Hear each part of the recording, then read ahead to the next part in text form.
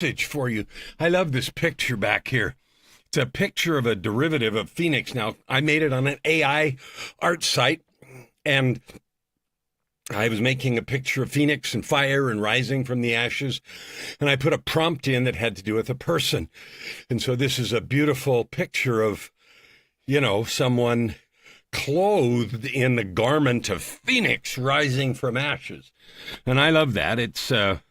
It means a great deal to me personally because I have risen from ashes, burned down my life, burned down a bunch of things, a bunch of times, some of it embarrassing, difficult, only I'm no longer embarrassed. All of those things, 'twas I, 'tis not I. Here's an invitation for you. I don't know about you, but I've made mistakes. I had an experience about 10 years ago, maybe 12, where I was in a morning meditation. And it was very, very early, way before the sunrise. For some reason, the Spirit had got me up really early that day. And I was contemplating mistakes that I had made and the consequences of those mistakes and who I had hurt and how I had damaged them trust-wise and, all of that. And my mind went to a particular person. And my heart broke. I was thinking, this person trusted me, and I listed all the things and then listed the things that I had done wrong, selfishly, sadly. And I was just in anguish. I was weeping, and I thought, I'm a different person now. I don't do that kind of stuff, don't believe in, et cetera, et cetera. And I thought, what? And they had gone on and moved on with life. And, this is many, many years before. It was some 20, maybe 25 years earlier. So 25 years had passed. But my mind was consumed with the idea of, if I take something from someone, if I steal a nickel, I'm going to give it back. It doesn't matter what the amount is. Return it. Do what you can to make it right. Restitution, recompense, right? But in most things, especially when it comes to matters of the heart or character or honesty or reputation or trust, you can't fix that. You can't unsay. You can't uncheat. You can't unsteal. That really bothered me. It just weighed like an anchor on my heart, like a fishhook in my flesh. I was just in agony, weeping, and I thought, how can I ever do anything to repair that damage, hurt, pain, no matter what I do? And it was interesting because in my agony, suddenly the voice of God came to me. The Spirit whispered, "You're right, you can't." And I thought, boom, slap upside the face. You can't do jack, but I can. And I wept again. I wept again at the willingness of God Almighty to help, it was just me, but any of us by extension, repair the mistakes we've made. And I've had that and other experiences, but what it's come to mean and what I understand now is we have the opportunity to notice where we are and painfully notice mistakes, poor choices, places we've been cruel or unkind or selfish. Notice those things.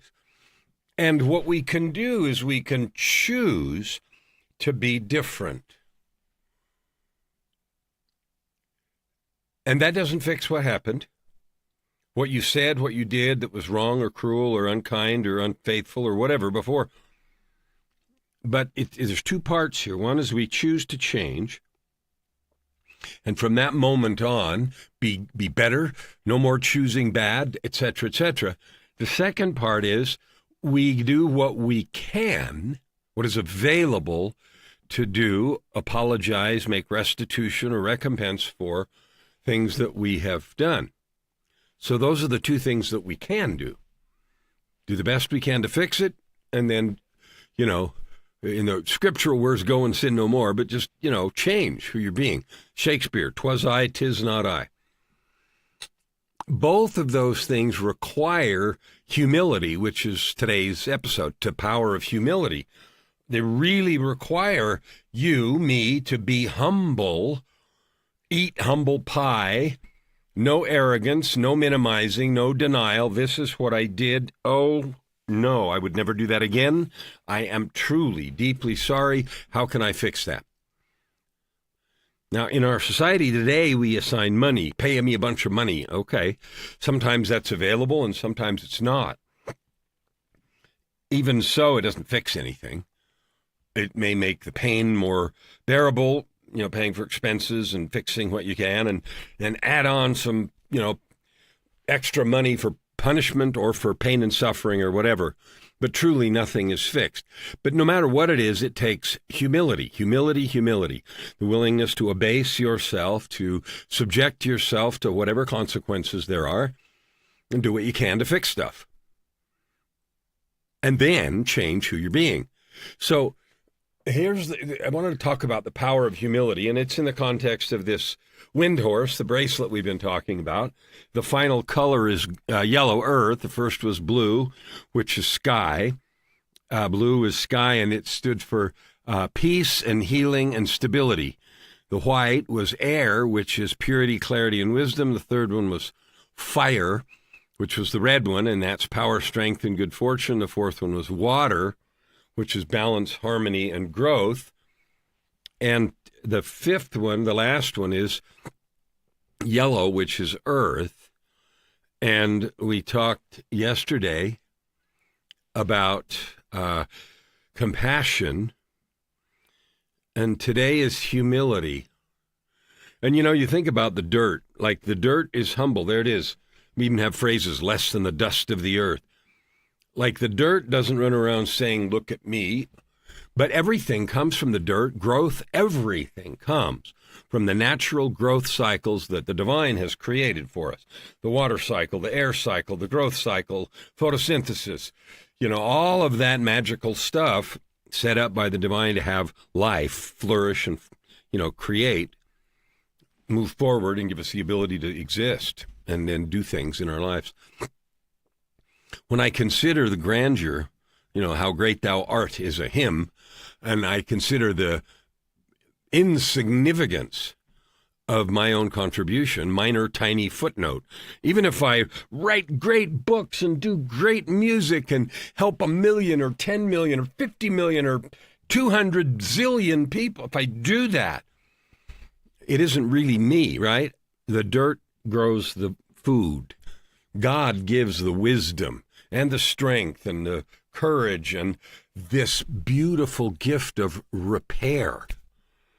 Oh, I have no power. You can't, but I can. And when that came over me, I wept. And then my pleading was to do that then, to effect the repair that I could not, the mitigation that I could not do, regardless of what I said or did.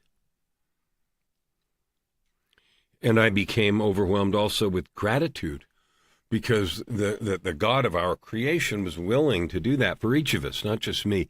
So think about that.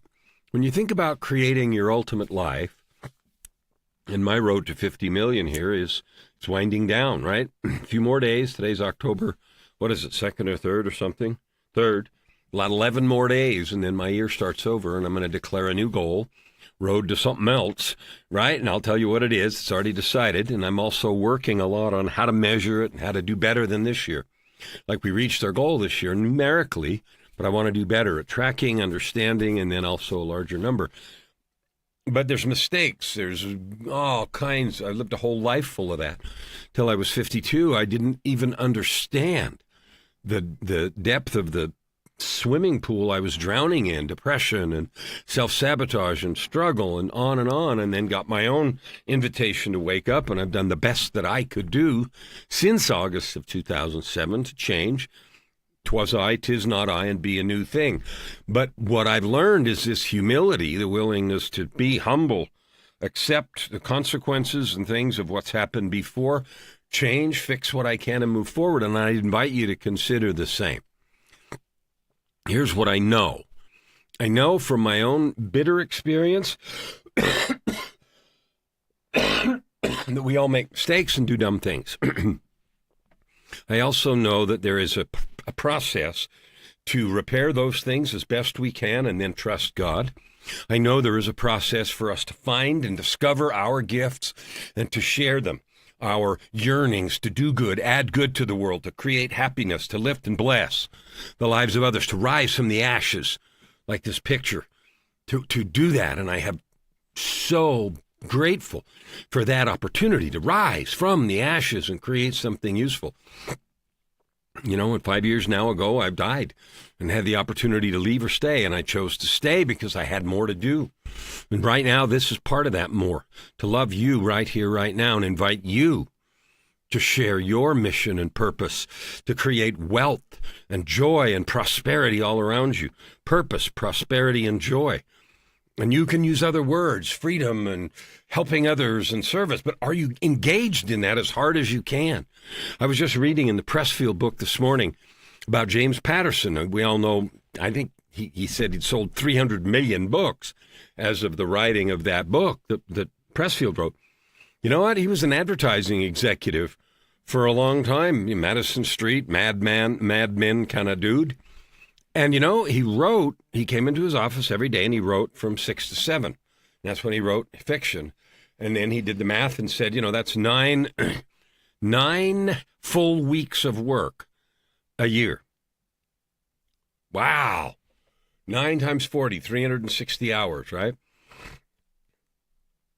And he said, you know, that's a novel or 2 screenplays or whatever, right? Wow. And so now he's gone on and he is a very, very well acclaimed novelist and 300 million sold.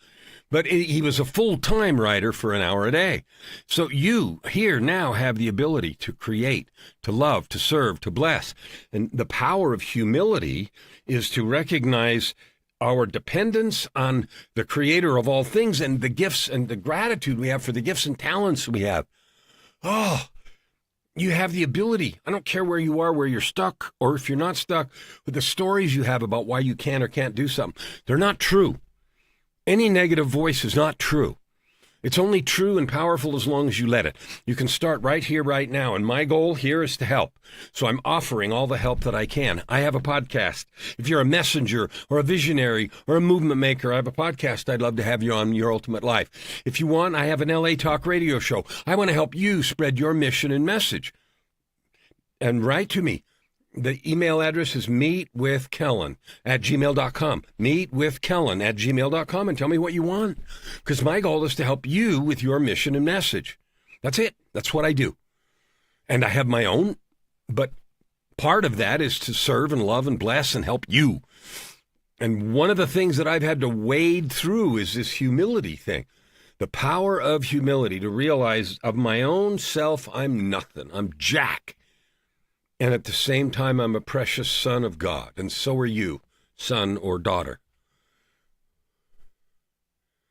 And you have infinite worth and infinite capability. And the thing that keeps us locked up in chains and below our possibility is we just don't believe, and we are not willing to go get the help we need, to be humble, to create it. You know, when I paid for coaches or bought things, I didn't have the money. It doesn't matter. I wanted the thing. So I created the opportunity. Sometimes it was money, sometimes other ways, but I created the opportunity because I yearned to have it. You can have anything you want. Humility is a key. Determination is a key. Commitment is a key. And you have all of those things riveted to your soul because of who you are. I offer my help. I would love to talk to you, to get to know you, to see your greatness. And I will see you tomorrow as we wind down these final days on the